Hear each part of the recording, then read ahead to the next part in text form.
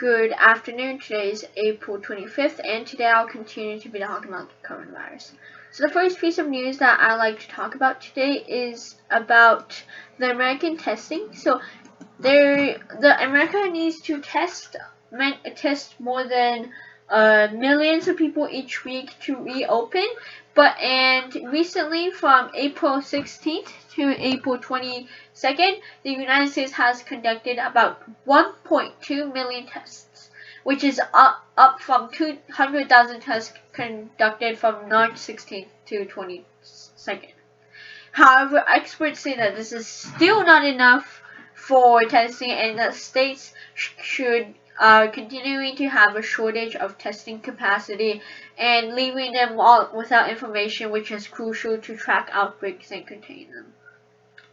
There have been numerous reasons for why this is happening, including hard to increase production of sensitive chemical ingredients that detect whether the coronavirus is present, and partly because of federal regulations intended to ensure safety, and partly because manufacturers who usually produce these chemical ingredients or reagents have been reluctant to invest in new capacity without assurance that the surge in demand will be sustained.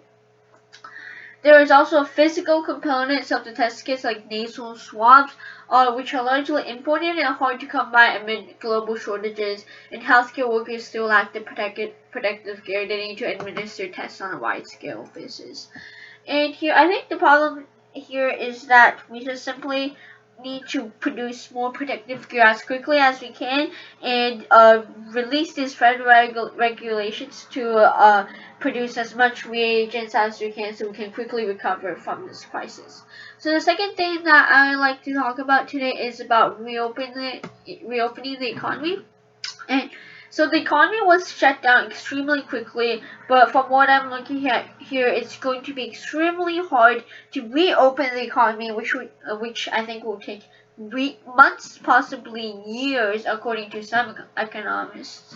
So what is happening here is that the U.S. economy is a complex web of supply chains, and these reopening is also extremely complex. And there's also, because the U.S. economy is so interlocking, it's going to be really problematic as perhaps a factory in South Carolina or businesses in a store in South Carolina is able to reopen as the South Carolina guidelines have opened, but its suppliers come from, let's say, in a county in Ohio, which the virus is still very present, and so without supplies, then the store can't continue to open, even though the rules allow it to be opening. And that's just one of the problems, such as another problem of how are parents able to return to work when schools haven't opened yet, and they need to keep track of their children. So the White House has currently released a plan of 3 phases about gradually reopening the economy. But they still leave many crucial questions unanswered, and I think that's another problem. So the next thing that I'd like to talk about today is about the dilemma faced by many international students in America and Americans abroad. So universities closed down extremely quickly, and although many students have returned home to their home states, estimated of 1 million international students, they have faced an extremely drastic situation. So a lot of them come from well-off families who could secure temporary accommodations for them or housing or fly them home, but others who have got here after their families have saved, borrowed, and sacrificed to pay their tuition and board, they basically cannot return home and don't have enough money to send them home.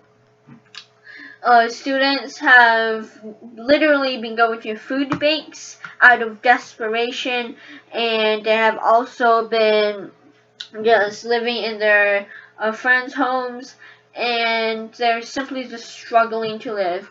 And another problem here is that Americans abroad are struggling to come home. So some had assumed that if they stayed overseas and wait for the pandemic to pass, they have now realized that perhaps the country that they're currently in is worse, and they could be infected with the virus and treated in foreign hospitals, or they could return home and risk a high risk of catching the virus on the way back home.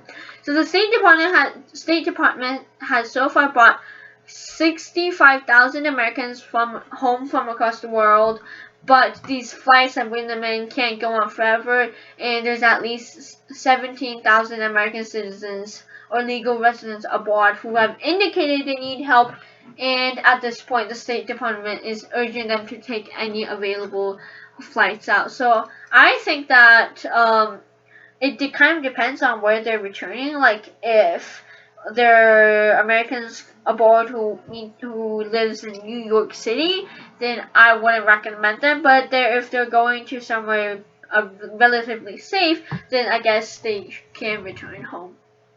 And as for international students abroad, I think that they really should be I think if they have enough money or rent or have enough money to stay here, they should stay here for as long as possible to perhaps resume their classes online. But if they truly need to go home, then I think they should. So that's it. Thank you for listening, and I hope you have a good day.